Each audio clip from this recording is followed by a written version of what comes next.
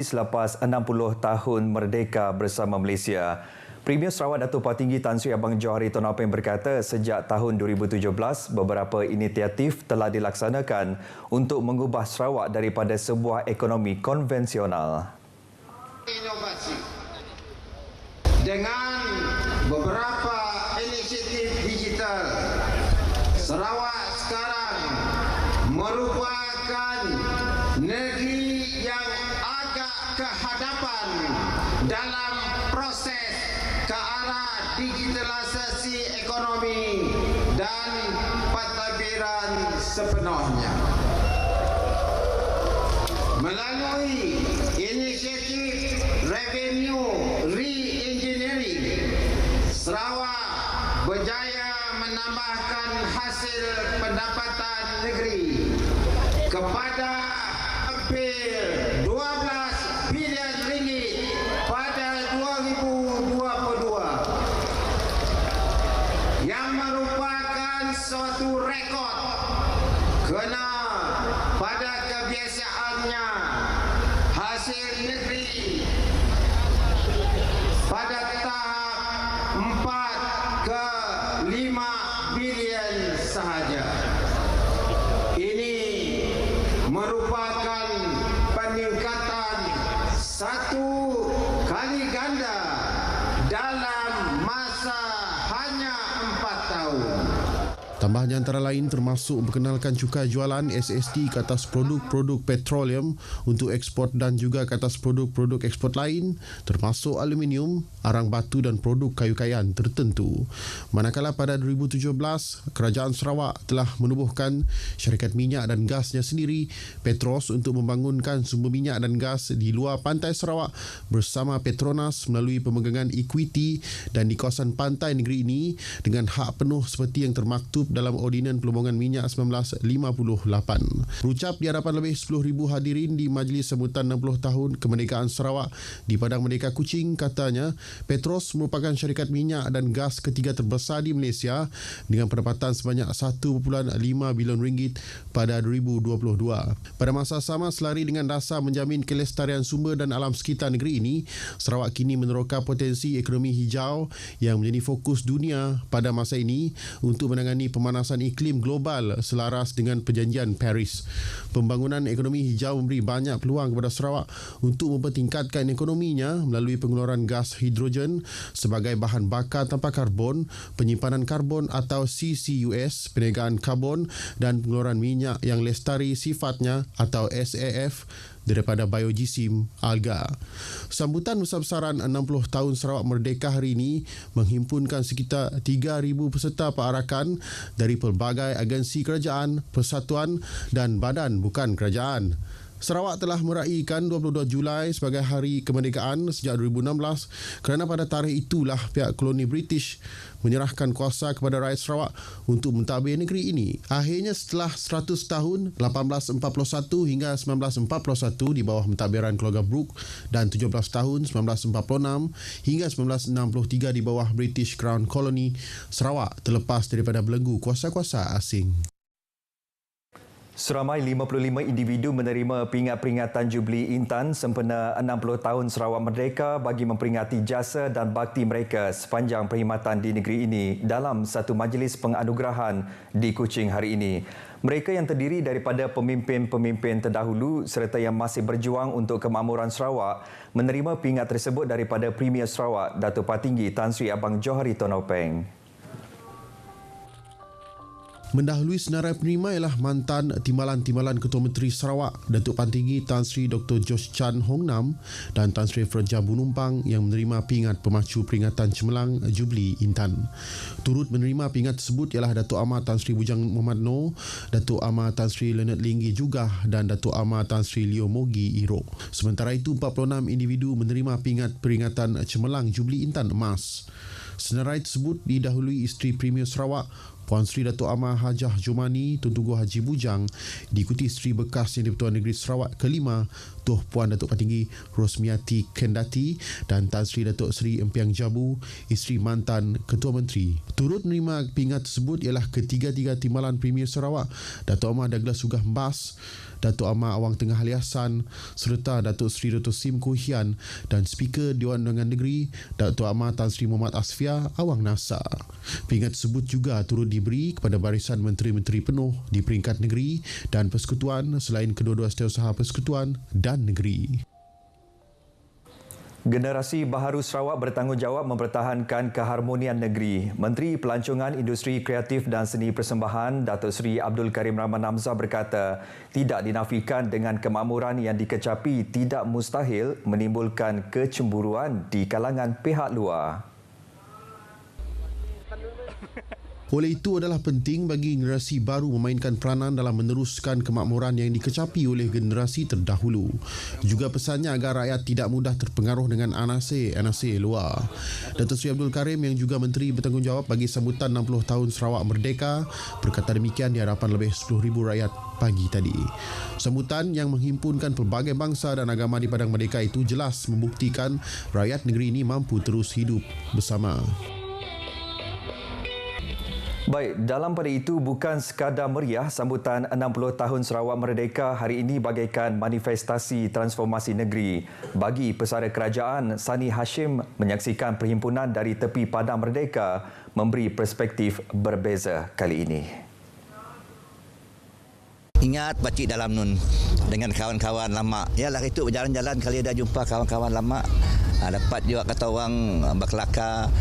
Lagipun nostalgia lama dia siapa dilupa lah.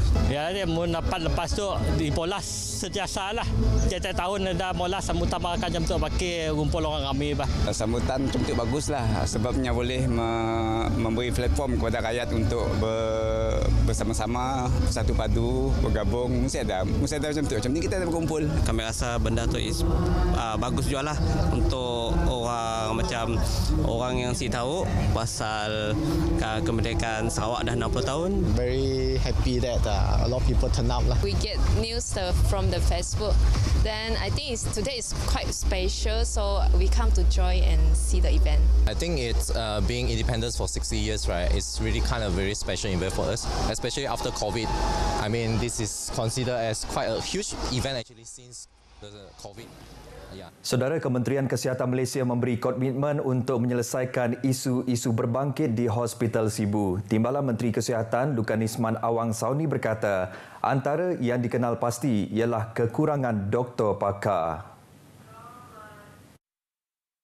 Beberapa isu-isu yang berbangkit seperti kekurangan pakar dapat dijawab oleh pihak kementerian dan kita akan cuba untuk menyelesaikan masalah tersebut secepat mungkin, terutama sekali isu-isu berkaitan tentang kepakaran dalam doktor pakar mata. Beliau berkata demikian kepada media semasa lawatan kerja ke Hospital Sibu di Sibu. Mengenai cadangan penambahan klinik kesihatan di bahagian Sibu, beliau meminta pegawai kesihatan bahagian berbincang dengan Jabatan Tanah dan Survey serta kerajaan negeri dalam mengenal pasti tapak sebelum cadangan itu diangkat ke peringkat seterusnya. Beliau turut memaklumkan dalam agenda MA63, Kerajaan Sarawak berhasrat untuk mengangkat 2 buah hospital di Sarawak iaitu Hospital Sibu dan Miri menjadi hospital bahagian. Pusat Sains Sarawak kini dalam proses pembinaan akan mempunyai kawasan untuk travelling exhibition atau pameran bergerak. Menteri Pendidikan, Inovasi dan Pembangunan Bakat Datuk Roland Sagawiin berkata, ke arah itu Pusat Sains Sarawak akan bekerjasama dengan Pusat Sains seluruh dunia bagi merealisasikan program travelling exhibition tersebut. That's why kita tak buat science center which is fixed. We want to have areas where they can show travelling exhibition. Perbincangan telah dilakukan dengan pihak konsultan Pusat Sains Singapura dan selain melawat Museum Sains London untuk mendapatkan perincian mengenai pameran bergerak agar penganjurannya di Sarawak memenuhi standard antarabangsa. Datuk Roland ditemui selepas majlis pemasangan cerucuk Pusat Sains Sarawak di Jalan Stadium Putrajaya Kuching semalam. Pusat sains tersebut katanya akan mempunyai asrama untuk kemudahan pelajar dan penyelidik. Bernilai lebih 200 juta ringgit di tapak berkeluasan 10.97 ekar itu dijadual siap awal tahun 2025. 4 tingkat daripada 10 tingkat bangunan itu akan digunakan sebagai ruang pameran untuk mempamer pelbagai tema merangkumi bumi, biodiversiti, alam sekitar, genomik, sains kehidupan, sains fizikal dan kejuruteraan, teknologi maklumat dan komunikasi serta banyak lagi bertujuan merangsang minat dalam sains dan teknologi. Universiti Malaysia Sarawak UNIMAS sentiasa terbuka untuk membantu kerajaan negeri dalam memacu jentera ekonomi negeri. Naib Chancellor UNIMAS, Profesor Datuk Dr. Muhammad Kadim Suaidi berkata universiti tersebut akan mendukung pembangunan negeri dengan menggerakkan pelbagai agenda dalam kerajaan negeri seperti strategi pembangunan pasca COVID-19 PCDS 2030 di dalam bidang pendigitalan, food security, perubahan iklim dan banyak lagi yang telah atau sedang dilaksanakan bersama kerajaan negeri. Beliau yakin dengan iltizam, hubungan erat antara UNIMAS dan kerajaan negeri serta kepakaran para penyelidik, UNIMAS mampu membantu menjayakan hasrat kerajaan negeri mentransformasikan Bumi Kenyalang menjadi negeri maju menjelang 2030. Naib Chancellor itu turut menyeru warga UNIMAS merenung semula peranan masing-masing sebagai anak Sarawak untuk bersama-sama cakna mengambil tanggungjawab terutama dalam mengekalkan keharmonian dalam kalangan rakyat berbilang kaum, saling menghormati dan hidup rukun damai tanpa persengketaan. Profesor Datuk Dr. Muhammad Kadim berucap pada Majlis Sambutan Sarawak Merdeka 60 tahun peringkat UNIMAS di Kota Semarahan. Program Jelajah Saringan Kesihatan Sehat Sarawakku yang berlangsung 3 hari di Bintulu telah mendapat sambutan yang cukup menggalakkan dari masyarakat setempat, khasnya di kawasan Adun Tanjung Batu bagi mendapatkan saringan kesihatan secara percuma.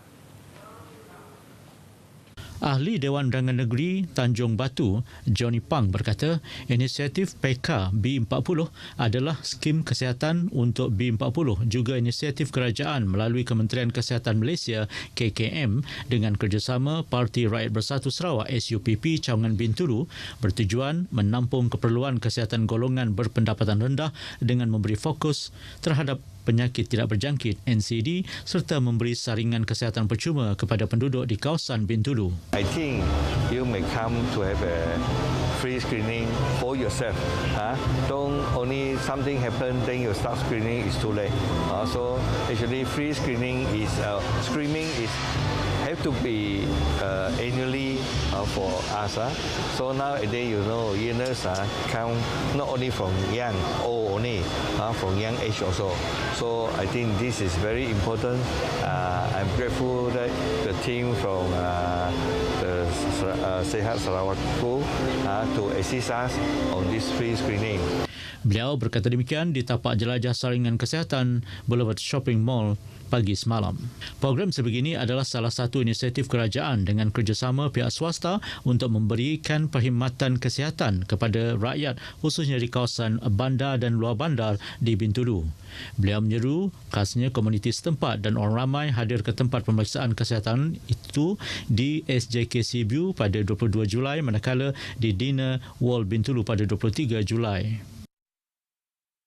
Baik saudara, perkongsian itu tadi mengakhiri berita dari Sarawak. Salam Malaysia Madani.